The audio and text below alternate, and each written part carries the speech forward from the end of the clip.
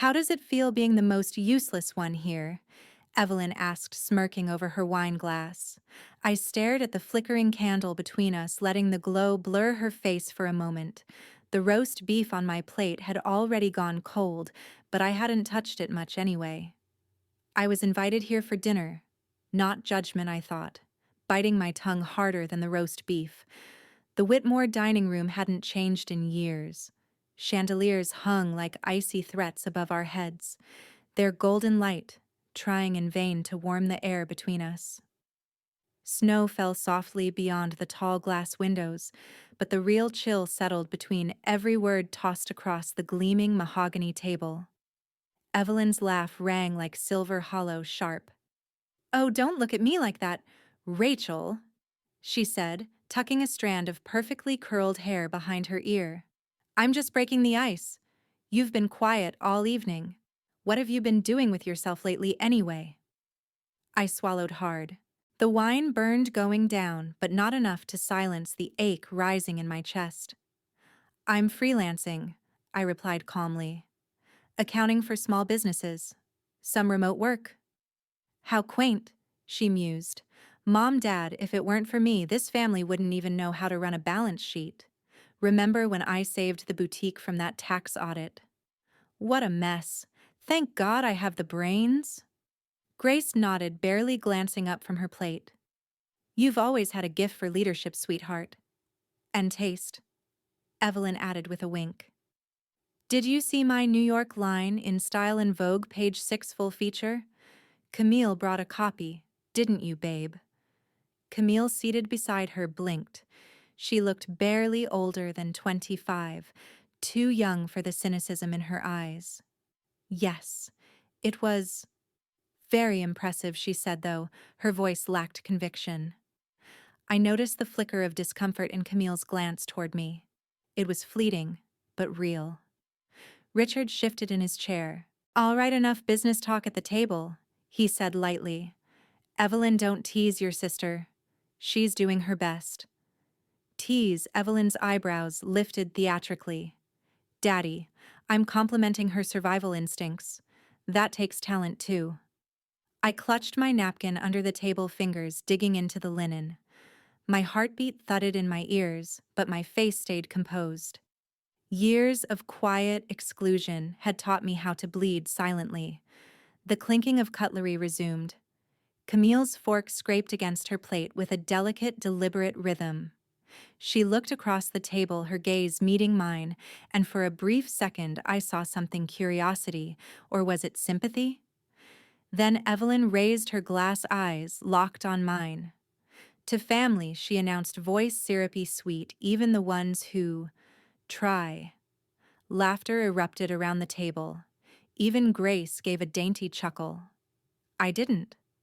I lifted my own glass slowly, my smile as sharp as the stem between my fingers. The room had blurred at the edges. The sound dimmed, but my voice rang clear. "How does it feel, being so proud of borrowed things?" They said the painting was a tribute, but it felt more like a reminder of my absence.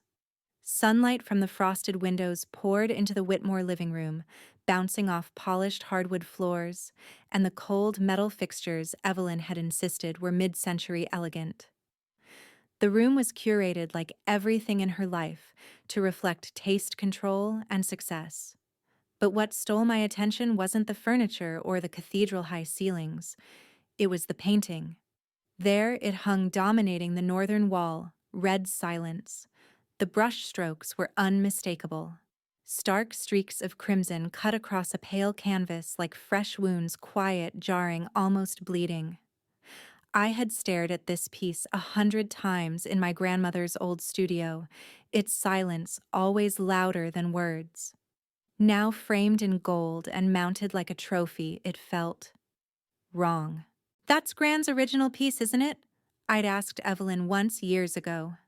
She laughed, then casually dismissive: "A copy. You wouldn't know the difference." Now standing in front of it again, I wasn't so sure.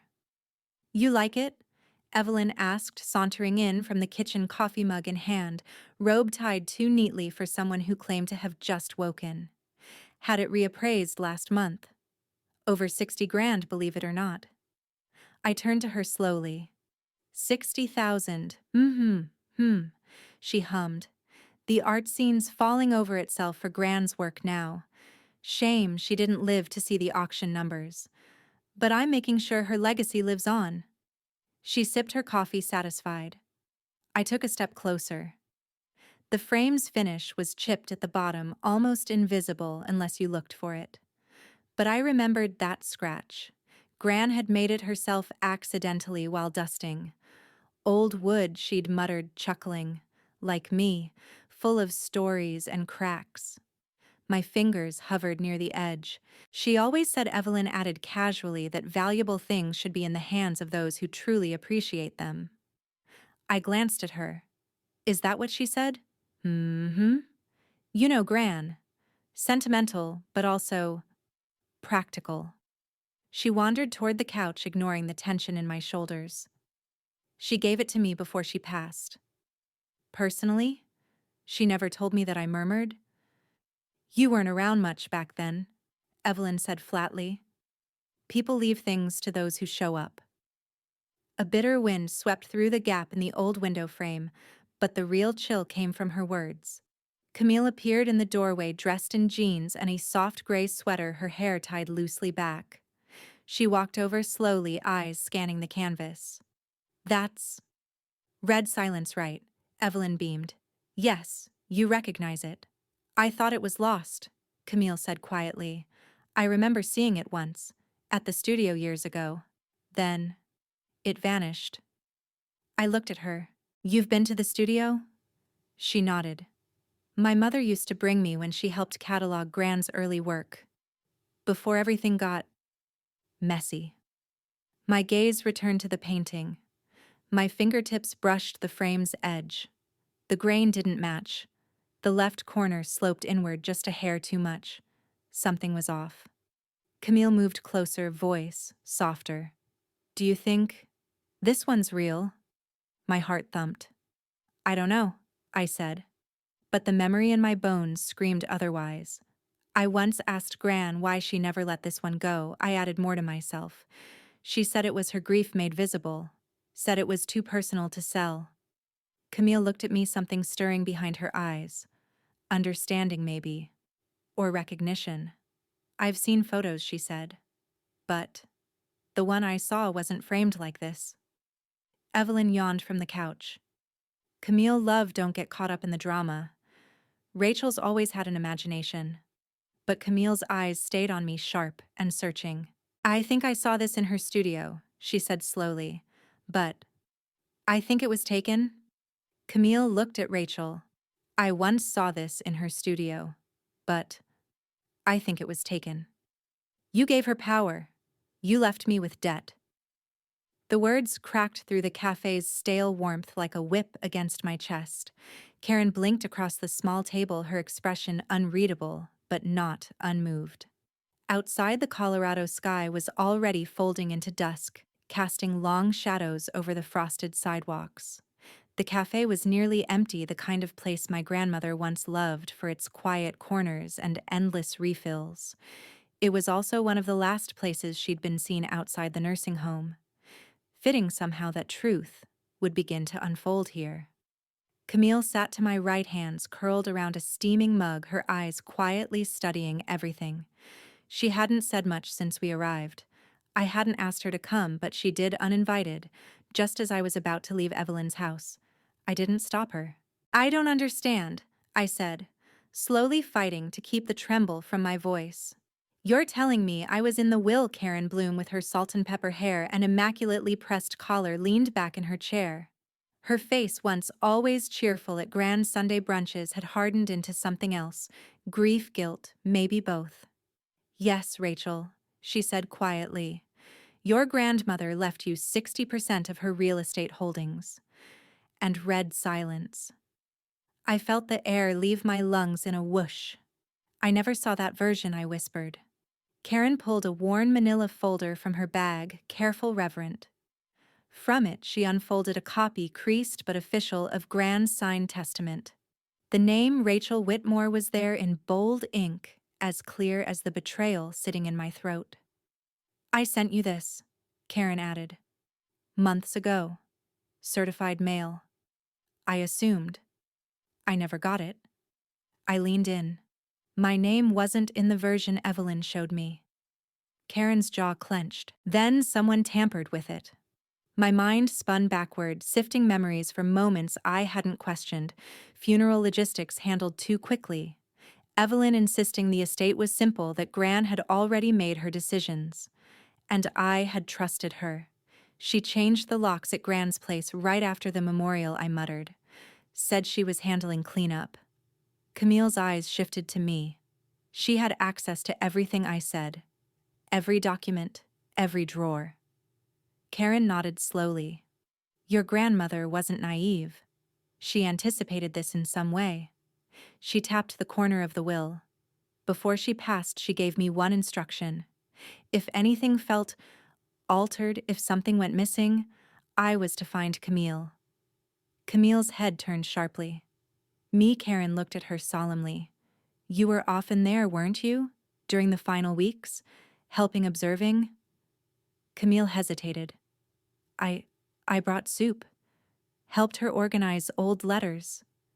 Evelyn wasn't always around, and Mrs. Whitmore, she said she liked company that didn't talk too much. Something flickered in her gaze, something she wasn't saying. Karen leaned forward. She trusted you. She said you noticed things. I stared at Camille. Did you? She didn't answer at first. Her hands tightened around the mug. Then softly, I saw Evelyn. In the study. One night. After the funeral. Karen and I exchanged glances. She had a box of papers, Camille continued. Stuffed full. Looked old. She was crying, but angry too. Like she was ripping something apart from the inside. I didn't breathe. Camille lowered her voice. And then, she lit a match. I watched her burn a whole stack of them. In the fireplace. Camille whispered, I once saw Evelyn burning a stack of papers right after she died. There are signatures. And then there are disappearances. The beige walls of the Boulder Notary Archive Center were lined with shelves that smelled of dust, bureaucracy, and long-forgotten promises. I had expected something more secure, less institutional. But maybe that was naive. In truth, most legacies don't fade with time, they're erased.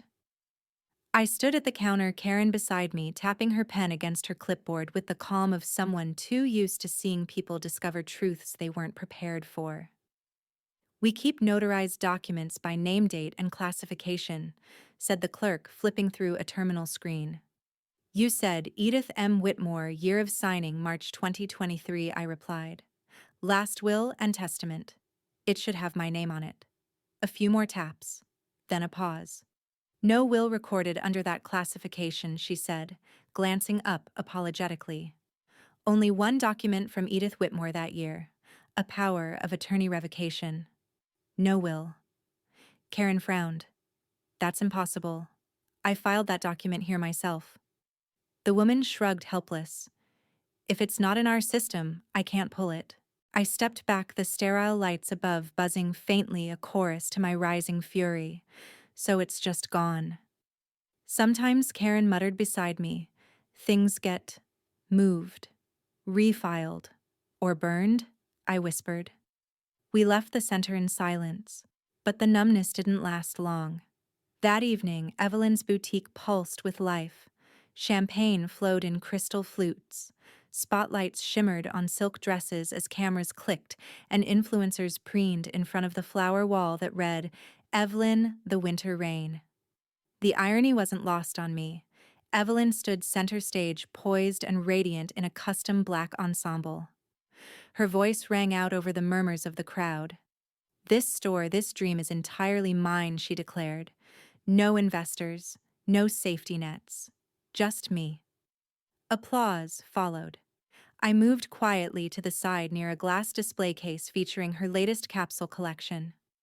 On the wall behind it, an oversized plaque caught my eye, established in memory of Edith M. Whitmore, co-founder. My jaw clenched. Camille drifted past, her expression unreadable. I caught her eye and held it for a beat.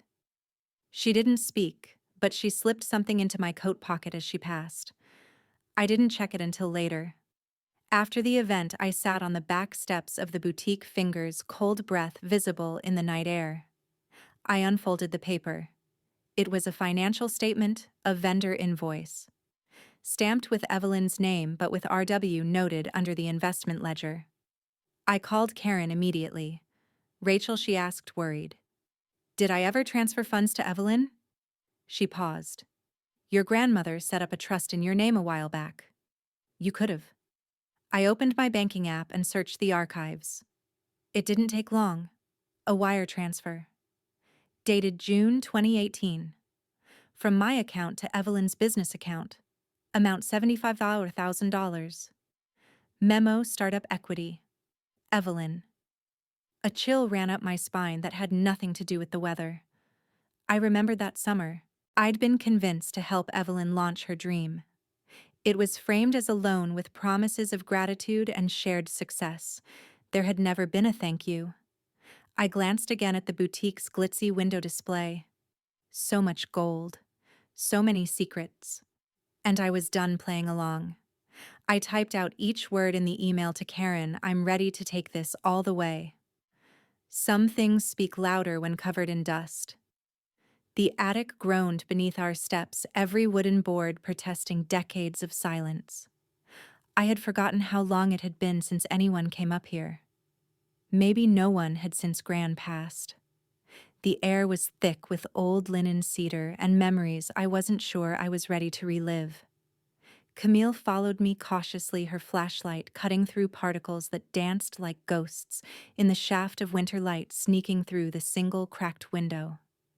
I figured you'd know where she kept her journals, I said, brushing a cobweb from my sleeve. Camille nodded. She used to come up here often. Said the quiet helped her think.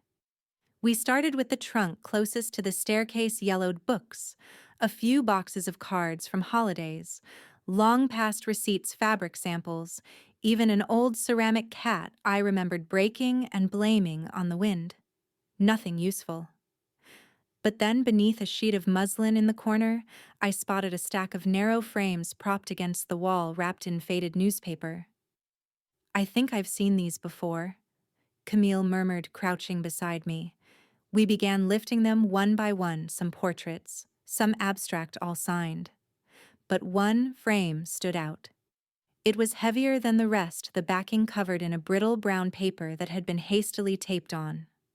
I moved to pick it up, but the frame slipped from my grasp and clattered against the floor. Camille gasped as I lunged to catch it, but it was too late. The paper tore across the back. And there, along the inside of the wooden backing, barely visible beneath the dust, were 5 words written in sharp, unmistakable cursive for the one who stayed. I froze. What? Camille asked, leaning over my shoulder. I peeled the rest of the paper away, carefully revealing the underside of the canvas.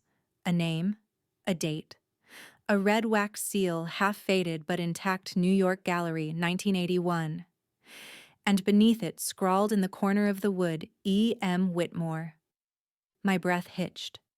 Camille stared. That's her signature. I nodded, heart pounding. And this is the seal collectors look for, she whispered. Evelyn said the original was gone, that this was a copy. No, I said. This is it. This is Red Silence. I traced the name again, fingers trembling. The piece Evelyn flaunted in her home had a fresh canvas backing, pristine, clinical. This was old, stained with varnish, the frame worn at the edges, the kind of wear only time could grant. This proves it, I said. She swapped it out. She lied. Camille backed up slightly, her voice low. Rachel, if she lied about the painting, then what else? That was the question, wasn't it? I stood, suddenly seeing everything around me in sharper focus. The attic wasn't just storage. It was preservation. Gran hadn't thrown away her truths. She'd hidden them in the only place no one would care to look. The one place Evelyn would consider beneath her. I grabbed the frame and held it to my chest. You think there's more? Camille asked. There has to be, I whispered. No one switches a painting unless they're hiding something bigger. A silence stretched between us, thick, charged, unspoken. Camille's eyes lingered on the signature, then met mine. There was a shift in her expression. Less doubt, more resolve. Without saying it, I knew she was crossing a line, stepping into my corner. I gripped the frame tighter. If this is real, then everything I lost might not be gone after all. Sometimes what's missing screams louder than what's there. The air inside Karen's office was colder than I remembered. Not in temperature, but in clarity. Glass walls, metal file cabinets, a single shelf of law books that looked barely touched. Precision. Order. The kind of place where secrets weren't supposed to survive. Karen adjusted her glasses and pulled up the estate folder on her screen. This, she said, tapping the file labeled Whitmore Edith M., is everything officially submitted during probate. I leaned in, and the painting read silence. She shook her head. Not listed anywhere in the declaration of valuable assets. No mention in the art inventory. Nothing in the IRS filings either. But it's worth over $60,000 at least, I said. How does something like that disappear? Karen's voice was even. It doesn't. Not legally. A beat of silence stretched between us. I sat back, exhaling slowly. So Evelyn. She omitted it. Or someone did, Karen said, brows furrowed. Which means there was intent. Camille arrived 15 minutes later, slightly out of breath, clutching a manila envelope. I had to be careful, she said quietly. Evelyn's been paranoid lately. She handed the envelope to me. Inside, a copy of a contract from 2018, handwritten annotations, scanned signatures, mine included. I skimmed the first page. Wait, this is the original boutique investment contract? Camille nodded. It was never filed officially, but it names you as co-investor. Evelyn told everyone it was a solo venture. My name was right there, in pen, in ink that hadn't faded. She used my money and erased me. I muttered. She erased Gran too. Camille hesitated, then pulled out her phone. There's more. A short video. Grainy. Recorded indoors, the light dim. Gran's voice filled the room, steady, warm. I want you to keep this, she said in the video, handing a sealed envelope to me. Me 2 years younger, visibly tired but smiling. If I'm not around, you'll know when it's time to read it. I blinked. I don't remember this. Camille looked uncertain. Maybe she gave it to you, and you forgot I never received this letter? I said, staring at the paused frame of Gran's hand passing the envelope. Karen leaned forward. What happened to it? That's what I intend to find out. Later that afternoon, Camille and I stopped by Evelyn's boutique under the pretense of browsing. She kept her distance while I made my way to the back office, empty for once. The shelves were freshly dusted, too clean. I pulled open a drawer, nothing but glossy brochures and unopened mail. Elena might remember, Camille whispered once we stepped outside. Elena was a former employee, now working a few blocks away at a floral shop. She greeted us with raised eyebrows, not surprise. Oh, I remember, she said. There was a night before the auditors came. Evelyn made us toss out stacks of old paperwork. She was frantic. Said it was all outdated tax stuff. Did you see what was in it? I asked. She frowned. I saw a binder marked RW. I assumed it was inventory. My stomach twisted. That night, I went through old emails on a backup drive Gran once gave me. Most were trivial. Birthday wishes, grocery lists. But then I found one dated just a month before she passed. Subject line: family. Don't betray blood for applause. No context. No attachment. Just that. I closed the laptop slowly, the words burning. She knew. She saw what was coming, and she tried to leave me something. Camille sat beside me on the floor, her knees drawn to her chest. You okay? She asked. I stared ahead. I never received that letter. Not all ghosts haunt some guide. Gran's gravestone was simple. Just her name, Edith Whitmore, etched into white marble with the dates too cleanly carved. No epitaph. No flowers from Evelyn, I noticed.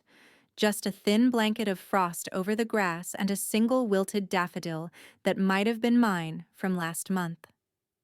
I knelt the air, biting my knees through my jeans, and traced the grooves of her name with my gloved fingers. I tried to remember her voice, calm, deliberate. The way she'd hum when slicing apples. The way she'd say my name when no one else in the family remembered to use it without comparison. "You always said truth doesn't vanish," I whispered. "Even if people try to bury it." Camille stood a few feet away, bundled in a thick wool coat, her hands stuffed deep in her pockets. She gave me space, but I could feel her attention. As we walked back to the car, she glanced at me. The gallery responded. I picked up the archive folder this morning. We drove in silence to the tiny local gallery where Edith used to display her paintings decades ago. The manager, a wiry woman in her 60s, recognized Edith's name instantly. She had a show here in '82, she said, thumbing through old records. Minimalist reds, deep textures. One piece sold to a collector, but she kept her favorite. What was it? Ah, red silence. She pulled out a yellowing exhibition flyer and an appraisal certificate. Unique piece, she said. One of one. Edith was strict about that. She never did reproductions. I nodded, taking photos of everything. So if Evelyn claims it's a copy, she's lying. Camille finished. Her voice was cold. That night, I composed the letter. No return address, no signature. Just a folded photo of the painting's original exhibition label, tucked in with one typed sentence.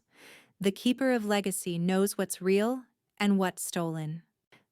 Camille slipped it under the boutique's glass door the next morning at 6 before the staff arrived. By 10, the ripples began. She called in the entire staff, Camille said, texting me between meetings. She's got them combing the storage room, ordered them to toss anything older than 5 years.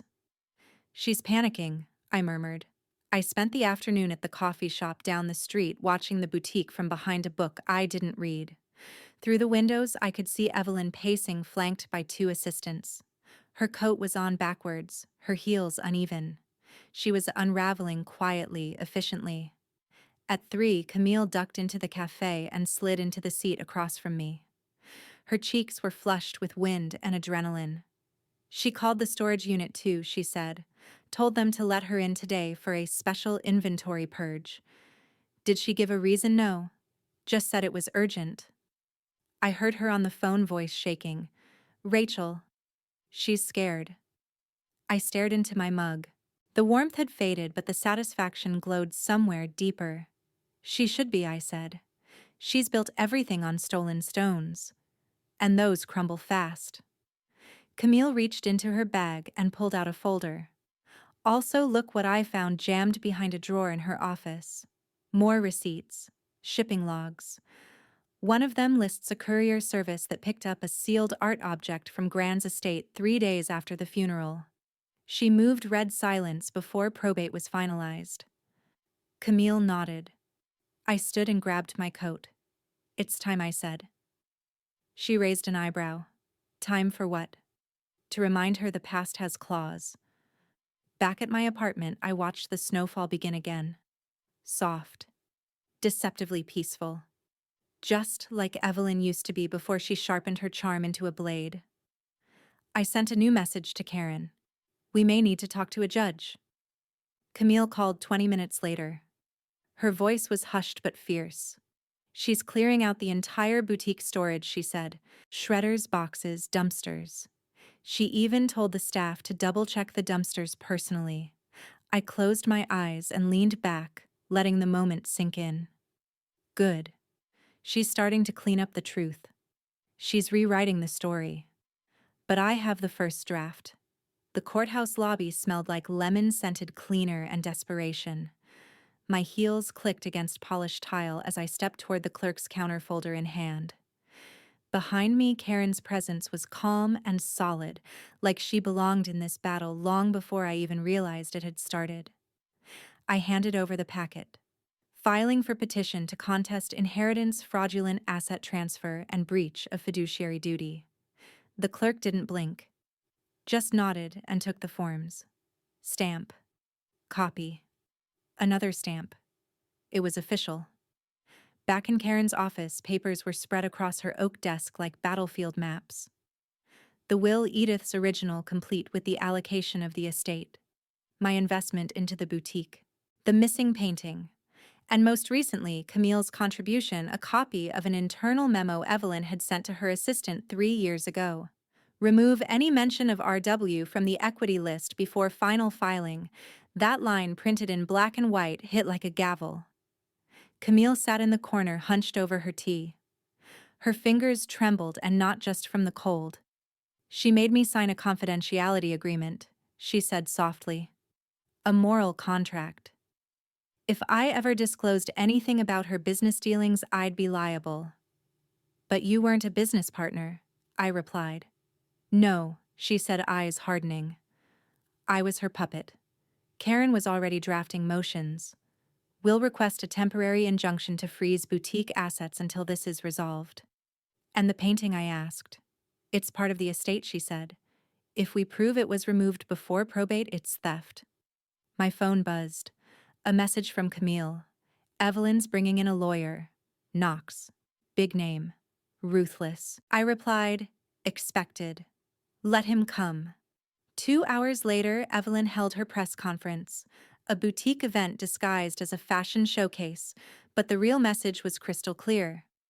I built this brand from scratch, she said to cameras, her tone saccharine, but her eyes steel. My family has always supported me. Anyone suggesting otherwise is misinformed or malicious. Mr. Knox stood to the side, silent and expensive. Backstage, Camille stood awkwardly pretending to arrange scarves. Evelyn caught my eye from across the room. Her lips curled, not in greeting but in warning. Later that evening, I walked straight into the boutique's back room. Evelyn was alone, flipping through invoices with theatrical indifference. You're trespassing, she said. I just filed, I replied. The court will decide what's mine. She rolled her eyes. You always wanted more than you earned. I stepped closer, slid a single photograph onto the counter, the memo Camille had recovered. The line about erasing RW. Her fingers paused. You think one piece of paper will win this? No, I said. But it's not one. It's many. I'm not making this up, Evelyn. I'm just uncovering what you buried. She stared at me, jaw tight. I watched Gran's eyes when she spoke about legacy. I added, they never lit up for you the way they did for me. Something flickered in her expression, then vanished. She stepped back, smoothing her coat with slow, deliberate fingers. Her laugh came out brittle, too loud for the small room. Try it, she said. I'll show you law doesn't side with losers. How does it feel being the most useless one here? She asked again. This time I answered. There was a strange stillness in the room, like the air had been turned down to a whisper. Grace had insisted on this peace lunch, as she called it. Her exact words. No lawyers, no shouting. Just a family meal. The table was dressed to impress, white porcelain silverware that hadn't seen sunlight since the Clinton administration, a roast that smelled too perfectly brined to be from Grace's oven. But underneath all that, the tension was as thick as the gravy Evelyn poured. I appreciate everyone making time, Grace said with her trademark tight smile. Let's just enjoy today. Richard nodded, already a glass of wine in. Camille sat beside me, her shoulders slightly drawn, like she wasn't sure if she was a guest or a buffer zone. Evelyn took her usual place at the head of the table. We made it through 15 whole minutes of small talk before Evelyn decided the room was too quiet. So, Rachel, she said sweetly, spearing a piece of asparagus. What's it like being back in Boulder with all this new free time? I looked up from my plate. She smirked. And then it came the line. A poisoned dart wrapped in lace. How does it feel being the most useless one here? I didn't flinch. This time, I answered. It feels like waking up, I said, my voice even. Like realizing the silence wasn't peace, it was erasure. Evelyn's smile twitched. Excuse me. I reached into my coat pocket and pulled out a slim envelope. From it, I unfolded the gallery certificate, read Silence Edith Whitmore, 1982, listed as a one-of-a-kind, never reproduced. I slid it across the table. This is from the original exhibition, I said. The painting you've been displaying. That's not a tribute. It's theft. Grace gasped. Rachel, what are you talking about? Camille leaned forward, her voice steady. I saw Evelyn replace the original. A week after the funeral. I didn't know the details then, but now I do. Evelyn let out a sharp laugh. Camille, really? You're choosing sides now. I'm choosing truth, Camille said. You wouldn't know truth if it slapped you. Evelyn snapped. You were barely around her. Don't pretend you understand legacy. And you do, I asked. You think inheritance is about performance, about applause? Evelyn stood abruptly. You think you're so righteous, don't you? But you were never the favorite Rachel. Never. She pitied you. She left you out because you were always the weak one. No, I said. She left me the most. You just made sure no one ever saw it. Evelyn's hands trembled as she pointed a shaking fork in my direction. She didn't mean to. She didn't mean for you to have it all. I fixed it. Grace paled. What did you say? Camille looked down at her wrist, subtle, almost unnoticeable, then met my eyes. A buzz in my pocket. Incoming file audio recording. Camille had been recording the entire exchange. I didn't react, not visibly. I simply leaned back and sipped my water. Richard, still chewing, asked hesitantly, Is that true, Evelyn? She scoffed. They're twisting everything. This is her narrative, not mine. Camille stood. You're lying, and deep down you know I can prove it. Evelyn turned to Grace, voice brittle. Mother, you can't believe this, can you? But Grace was staring at the certificate, hands clenched, eyes unreadable. I stood, taking the last word. I think the court will see what you're really worthy of. Karen's office was awash in gray light as the first snow of January clung to the windows like frostbitten silence. I sat across from her, my fingers tracing the rim of the teacup she'd placed in front of me untouched, like the question that had haunted me since that confrontation at Mother's dining table. Could Camille's recording be admissible? Would the truth finally stop whispering and start speaking out loud? Karen adjusted her glasses and looked at Camille seated beside me with both hands clasped tightly in her lap. If you're willing to testify in person, and the recording was made in a space without a reasonable expectation of privacy, yes, we can use it. Camille nodded, her face pale but resolute. I'll do it. I already have. A pause settled between us, thicker than any legal jargon. The Apple Watch had done its job, capturing Evelyn's damning admission, her own words betraying her. I did it because she wasn't worthy. Hearing it replayed from Karen's phone sent a chill down my spine the first time. The second time, it made my spine straighten. Karen opened her folder and removed a document affidavit of voluntary witness declaration. This makes it official, she said, pushing it toward Camille. Camille signed with a steady hand, but her voice trembled. I've watched her lie. For years. I should have spoken sooner. You're speaking now, I replied. That's what matters. By noon, we were standing before the preliminary civil court clerk's desk. Karen filed a request to initiate full public litigation, citing contested inheritance, falsification of ownership records, and fraudulent suppression of last will and testament. Attached were the investment agreements Evelyn had tried to erase, Edith's 2018 bank statements, and Camille's signed testimony. The judge will review and assign a hearing date, the clerk said, stamping the top page. But Evelyn wasn't one to retreat. That very evening, Knox, her lawyer, filed a counter motion to dismiss, claiming our evidence was circumstantial and lacked physical documentation directly tying Evelyn to the altered documents. Karen expected it. "They'll try to drown us in procedure," she muttered. The next morning, we found ourselves seated across from Judge Penner in his chambers, a tall man with a silver beard and a reputation for brevity. He flipped through both filings with practiced disinterest until he reached Camille's affidavit. His gaze lingered. "You're requesting a hearing for full discovery?" he asked Karen. "Yes, Your Honor. We believe critical inheritance documents were concealed or altered by the respondent. And this witness, Ms.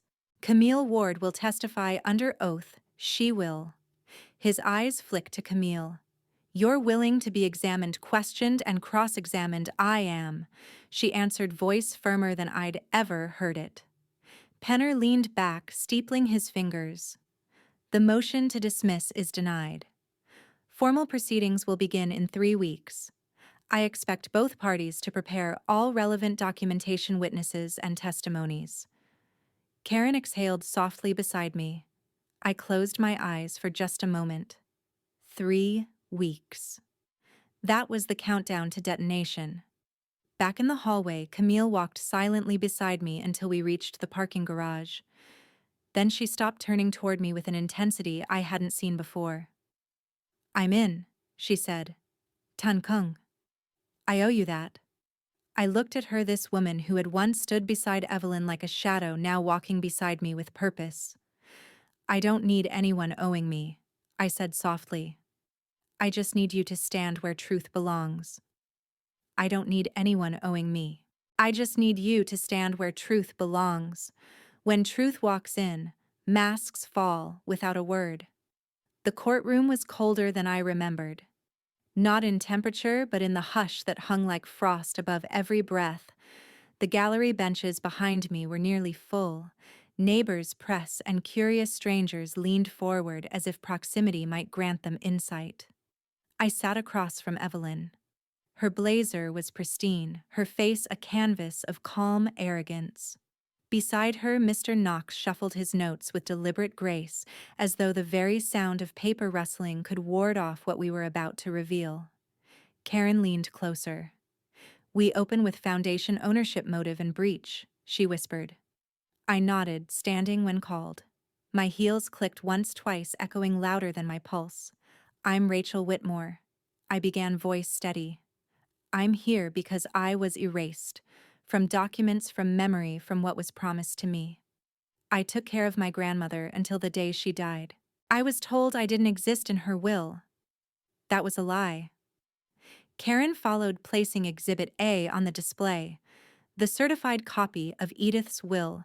This document, Your Honor," she said, turning to Judge Penner, "includes a section granting Rachel Whitmore 60% of the family's real estate holdings and the painting known as Red Silence." She continued, "Smooth and surgical email correspondences between Edith and Rachel, screenshots of bank transfers with the note Startup Equity. Evelyn, and finally the gallery certificate authenticating the original Red Silence as being in Edith's possession until 2020. Camille stood next. She seemed smaller than I remembered, but her voice was unwavering. "I witnessed Evelyn Whitmore removing the original Red Silence from the family studio. I saw her replace it with a near-identical copy. And weeks later, I saw her burn what looked like handwritten letters in the fireplace." Evelyn scoffed. "Are we letting jilted girlfriends dictate estate law now?" Judge Penner raised an eyebrow. Mr. Knox stood, voice measured. "Ms. Whitmore, your claim rests heavily on one person's word. My client remembers no such events. The witness might be mistaken." Karen didn't flinch. "Let's allow Ms. Whitmore's sister speak for herself." The video began. The screen displayed our Christmas luncheon from just days ago. Camille had recorded it on her Apple Watch, discreet, clear. Evelyn's voice rang through the courtroom. "You think I did this for fun? She doesn't deserve it. None of it."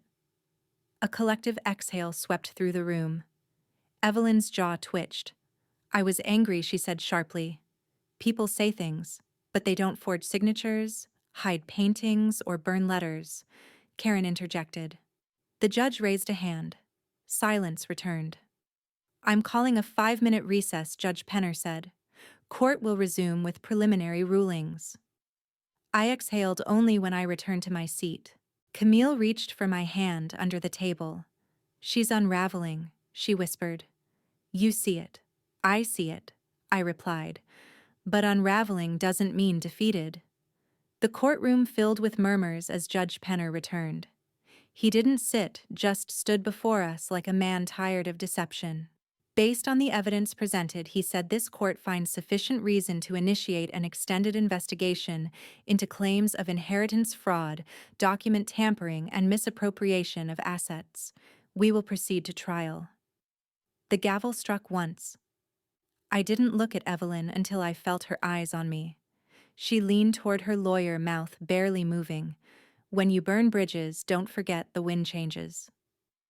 The second day of the hearing began under clouds, both outside and in. The court felt tighter today.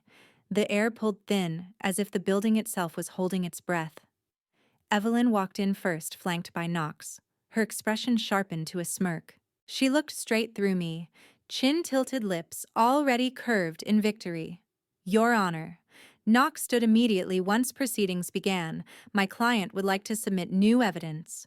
A video clearly showing Miss Rachel Whitmore withdrawing $75,000 in cash and stating it was a personal loan, not an investment. The clip projected onto the screen. It was me, younger, more trusting, at a bank terminal explaining something to the teller. It's for my sister. I want to help her get started. She doesn't need to pay me back immediately. The courtroom hummed with a low current of interest. I didn't blink. Karen rose calmly.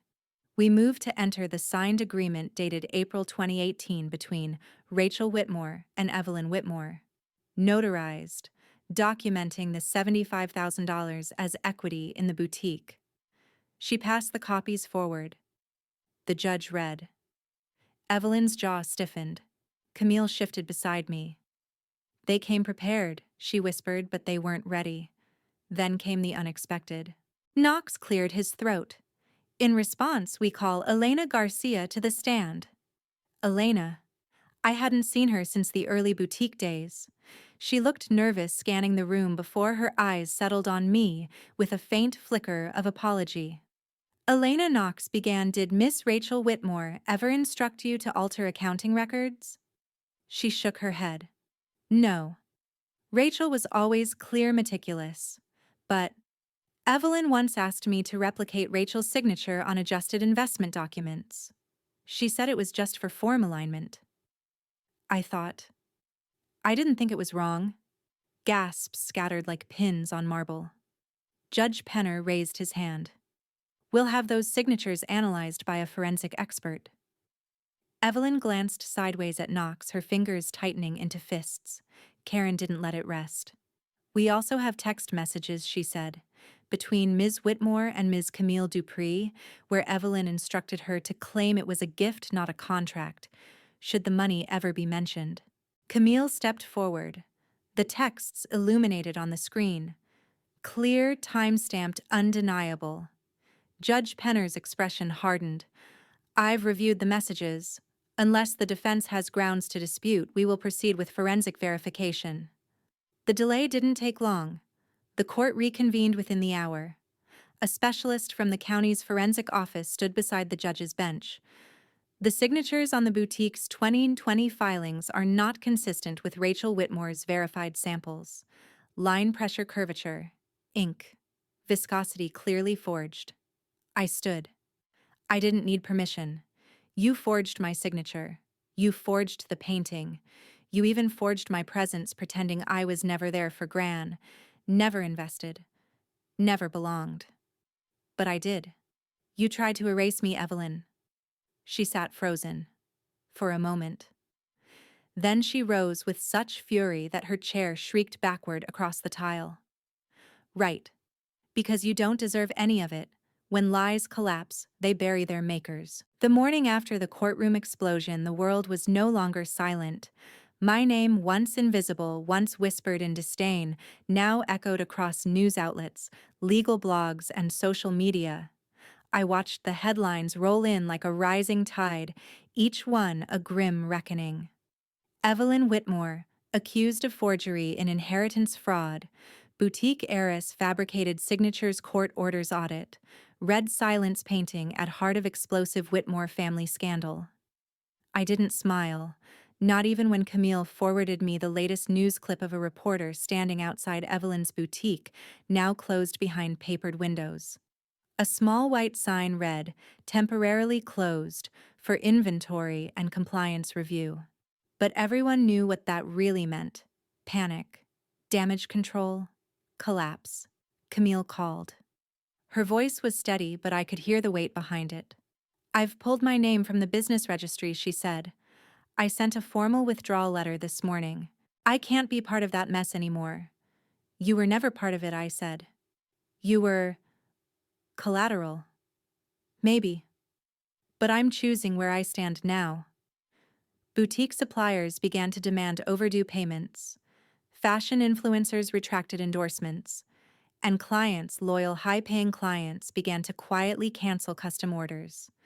The phone at the Whitmore flagship store rang unanswered until it didn't ring at all. That afternoon, a knock came at my apartment door. I hesitated, then opened it.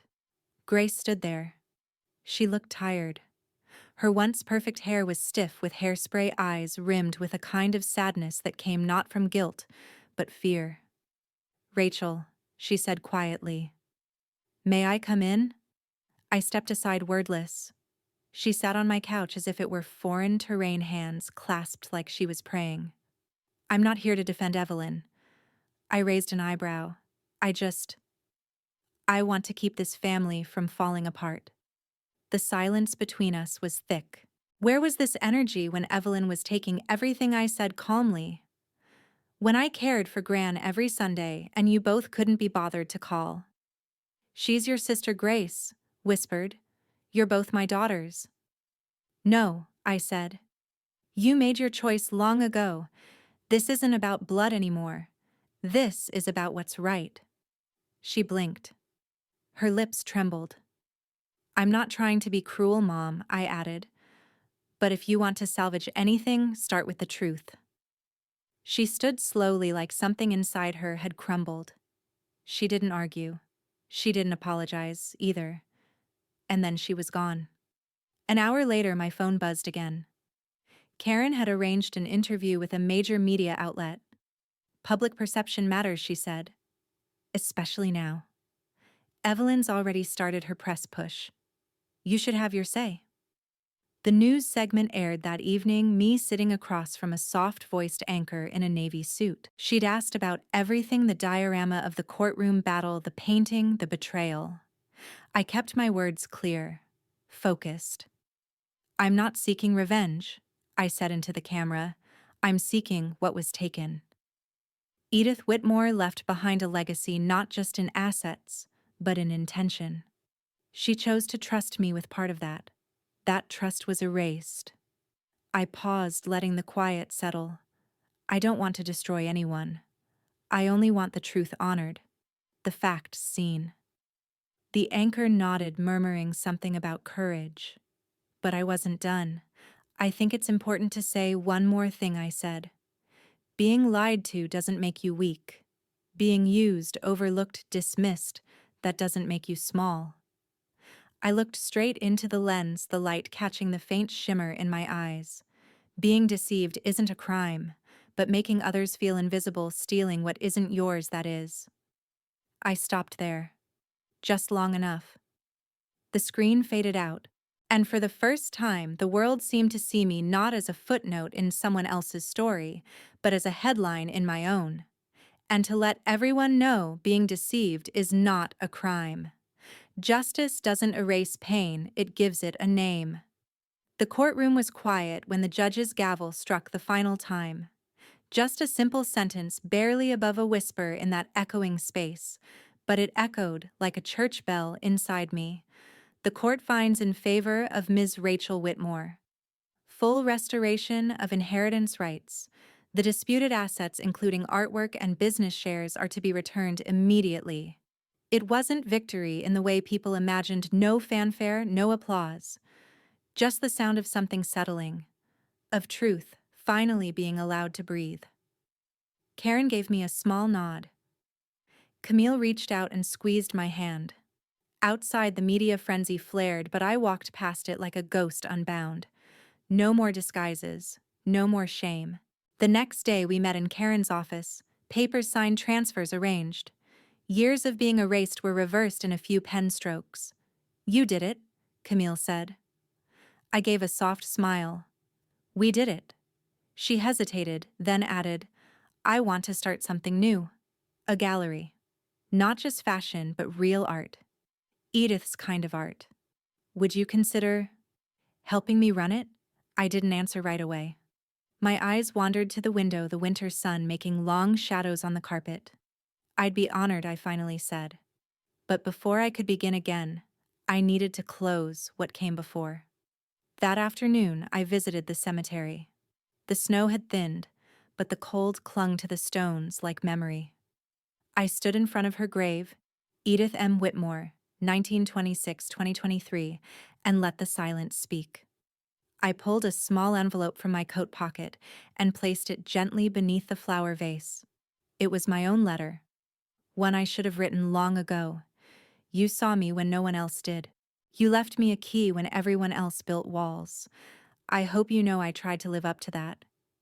I stood there longer than I meant to. Behind me, soft footsteps. I turned Richard.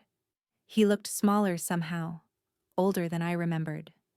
No tie, no judgment in his eyes. "I didn't come to justify," he said, barely audible. "Just to say I saw everything now. I should have said something earlier. To her. To you." I said nothing. He nodded. "You don't owe me anything." "No," I said, "but I hope you'll live differently now."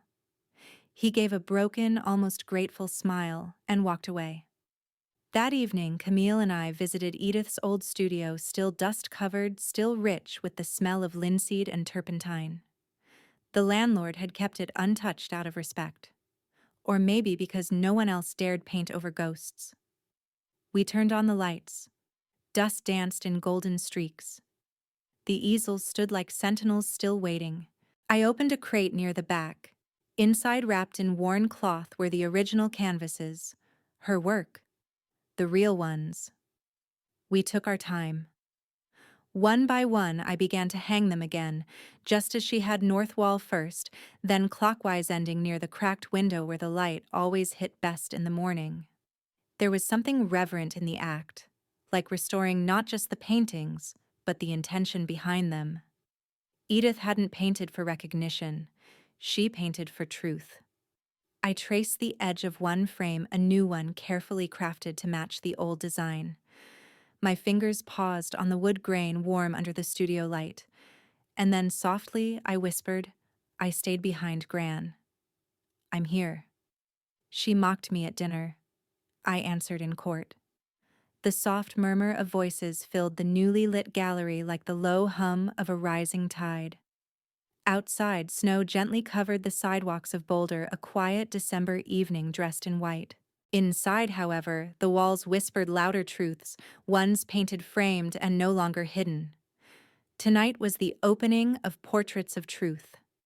The gallery bore no mention of trials, no echo of courtrooms. This was something else beyond victory, beyond revenge. This was remembrance. I stood at the center of the main hall, the warmth of the lights brushing against my skin like Edith's hands once did, always steady, always sure. Camille stepped beside me, a clipboard in hand, her hair swept back into a sleek bun. She looked calm, poised, different from the woman who once tiptoed through Evelyn's shadows. Now she moved like someone who had chosen her light. "We're at capacity," she said quietly. "The press is mostly near the back, and your father is here." Grace came too. I gave a small nod but didn't search the crowd. Tonight wasn't about them. It wasn't even about Evelyn. I stepped toward the modest podium we'd arranged beneath the main display. The lights dimmed slightly and the hush fell like velvet. "Thank you all for being here," I began.